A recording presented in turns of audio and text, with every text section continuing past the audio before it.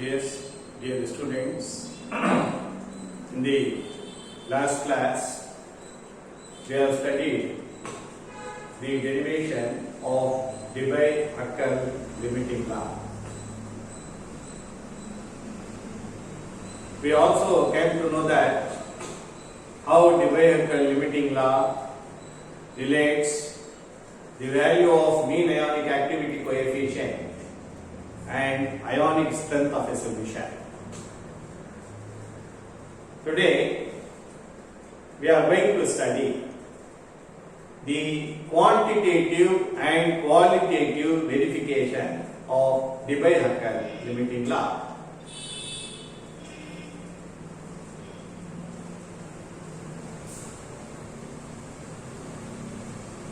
Qualitative and quantitative verification of Debye-Huckel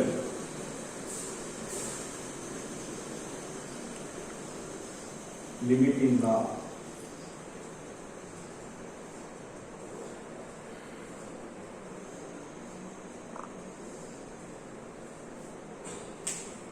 In this topic, we are going to study how Debye-Huckel law varies with the different types of electrolytes. That is qualitative. The electrolytes, we have univalent electrolyte, bivalent electrolyte, trivalent electrolyte, biunivalent electrolyte. Different types of electrolytes are there. How Debye-Huckel law is applicable for all these type of electrolytes, we are going to discuss in the case of qualitative verification. In the case of quantitative verification, how Debye-Huckel law varies with the quantity of different types of electrolytes. That is, what will happen when at higher concentration, what will happen for an electrolyte having low concentrations, that is at very dilute solutions. All these things, verifications, both qualitatively and quantitatively, we are going to study today. First of all, yesterday we have studied the Debye-Huckel limiting law, log of mean ionic activity coefficient is equal to minus 0.509 into modulus of Z plus into Z minus into root of ionic strength. Okay. This is actually A. A value we have studied, we have derived its value is minus 0.509. So this is the Debye-Huckel limiting law equation. This Debye-Huckel limiting law equation relates the value of mean ionic activity coefficient to the ionic strength of the solution. Okay, so it gives the relationship between mean ionic activity coefficient and the ionic strength of the solution. Ionic strength, we know, it gives the measure of electrical intensity of the ions present in the solution. We already studied mu is equal to half into sigma mi Zi square or Ci Zi square. All of you know what is ionic strength. Next day, what is this negative value implies in this equation? The negative value implies the mean ionic activity coefficient value is less than 1. Is less than 1. The negative value shows that the mean ionic activity coefficient value is less than 1. This is happens mostly in the case of dilute solutions. What is the meaning? In the case of dilute solutions, there will be no intrionic forces of attraction between the oppositely charged ion in electrolytes. Okay, there is no interionic forces of attraction. Automatically, the gamma value will be less than 1. It slowly behaves ideal nature. That is what it shows. The negative value implies. And this equation is valid for dilute solutions mostly, because dilute solutions, the electrolyte behaves ideally, whereas at concentrated solutions, okay, that is at higher concentration, the gamma value is greater than 1. At higher concentration, the gamma value, mean activity coefficient value, is greater than 1, less than 1 in the case of dilute solutions.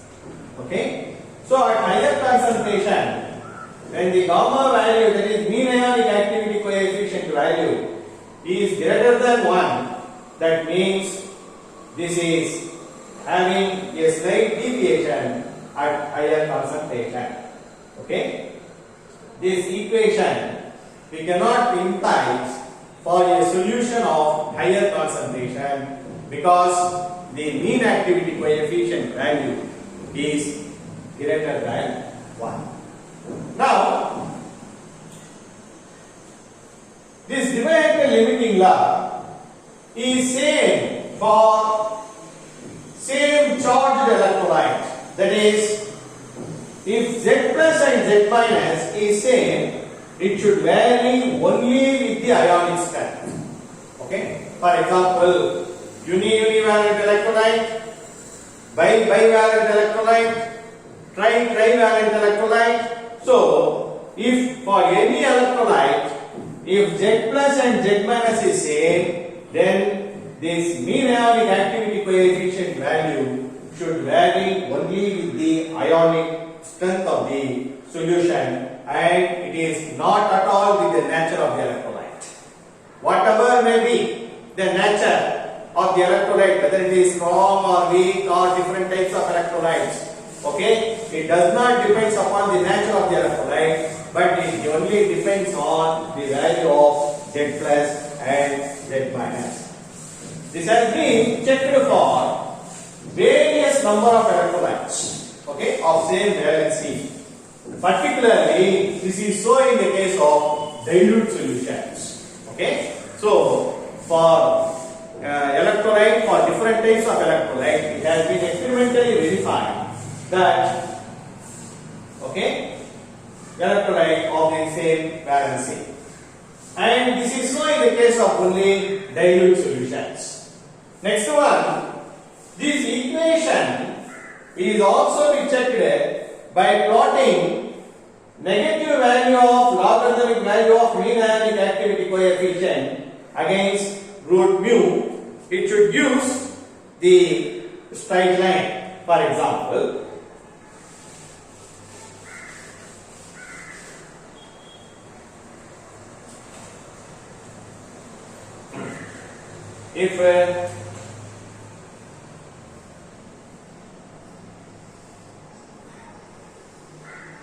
if minus log of activity coefficient value is plotted against root mu, okay, it gives a straight line like this.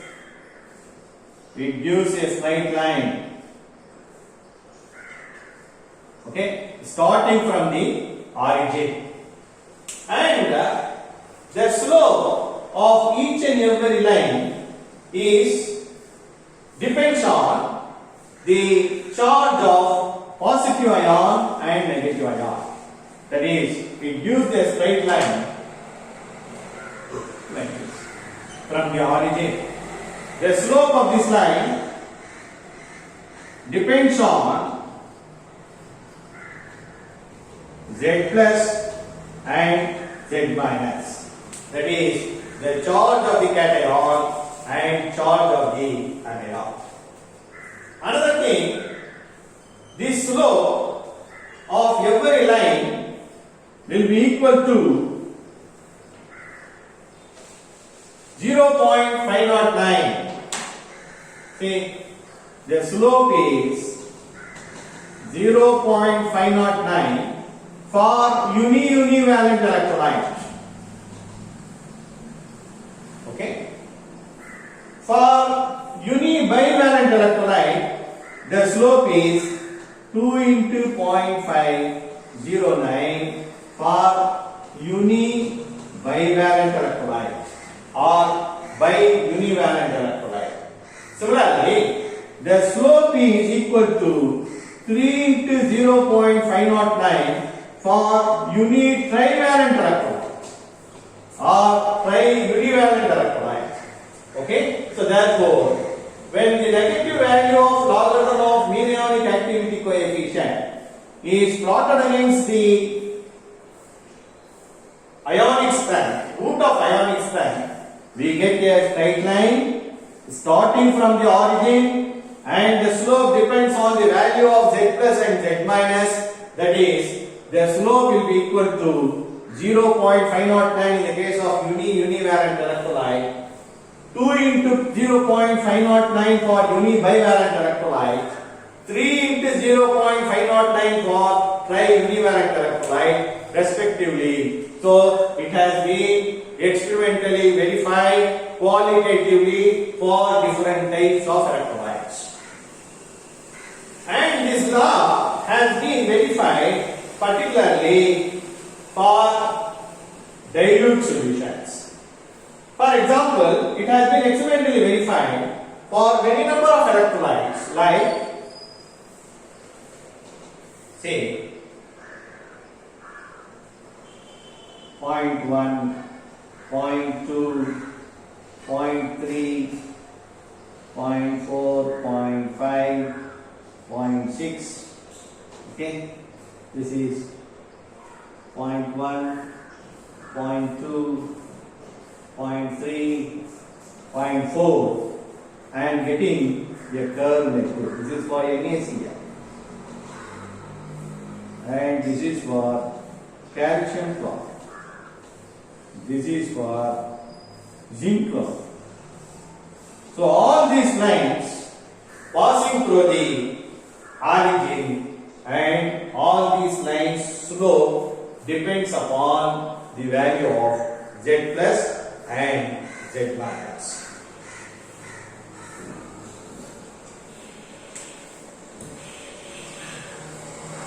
Another thing, when ionic strength decreases, this equation is more valid. What is the meaning? When ionic strength decreases, this equation is more valid, particularly in the case of dilute solution. Automatically, when the ionic strength is very low, what is the meaning? When ionic strength is very low, the solution is very dilute. It has low concentration. At low concentration, it obeys Debye-Hepkel limiting law line. This dotted line is called Debye-Hepkel limiting law line. See, this Debye-Hepkel limiting law line and the solid line, there is a slight deviation. There is a slight deviation in the sodium chloride, slight deviation in the calcium chloride. Here also slight deviation. This slight deviation goes on increases as the ionic strength goes on increases. So therefore, this Debye-Hepkel limiting law equation is applicable for a solution which has very low dielectric constant, or particularly in the case of dilute solutions, it has been experimentally verified by graph by plotting the value of logarithmic value of mean ionic activity coefficient against the ionic strength. So this equation is valid particularly in the case of dilute solutions. So in order to make the correction, okay, in order to make the correction, we are making a corrected form of Debye-Hückel limiting law equation, because this Debye-Hückel limiting law equation mostly applicable for a solution of low, for a electrolyte of low ionic strength and dilute solutions. Therefore, there is a slight modification and correction in the Debye-Hückel limiting law equation. What is that? That is corrected form of Debye-Hückel limiting law equation is log of mean ionic activity coefficient will be equal to minus A Z plus Z minus into root mu plus Ci. What is this C? This C is called empirical constant.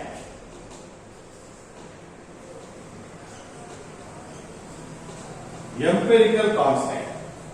This is calculated, evaluated from the experimental data, and this C depends on the nature of the electrolyte and valency of the electrolyte.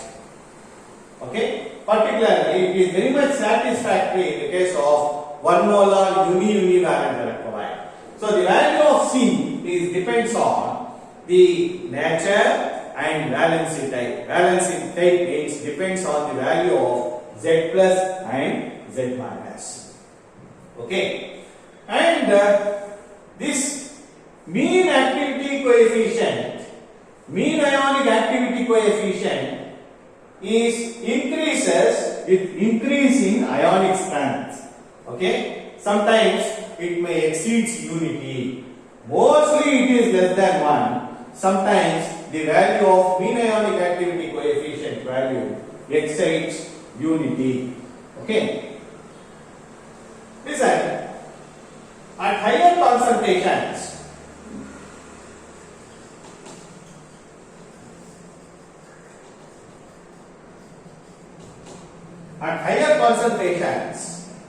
the value of mean ionic activity coefficient is greater than 1. I told you why this is happening. This is due to interaction between ion and solvent dipoles.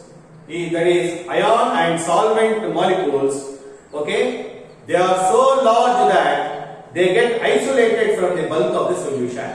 So therefore, at higher concentration, the mean ionic activity coefficient value becomes very much greater than 1.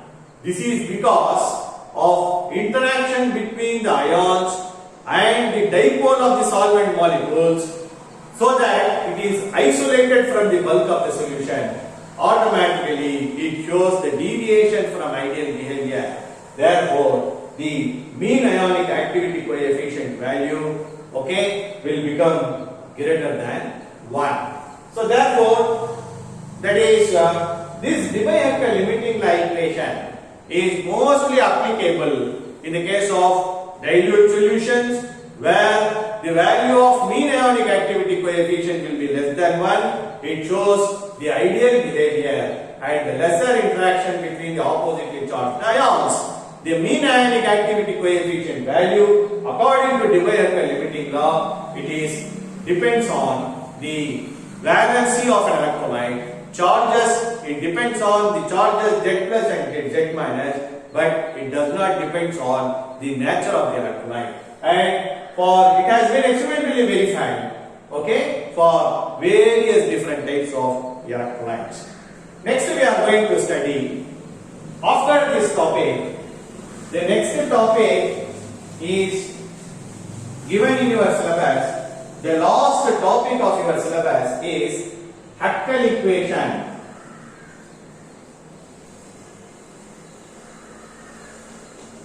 And Debye-Hückel-Arnsauger equation.